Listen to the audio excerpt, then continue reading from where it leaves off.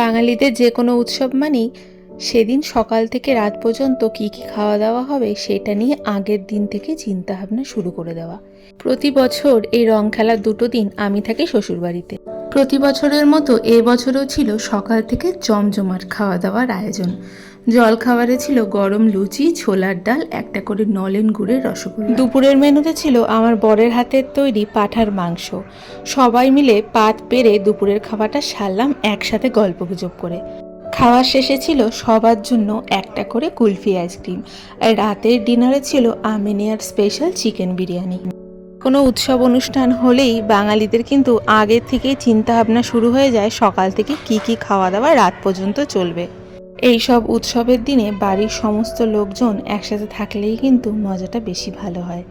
আমি কোনোদিনও রং খেলতে ভালোবাসি না, তাই সেদিন এত দারুণ খাওয়া দাওয়া খেতে কিন্তু বড্ড মজা লাগে।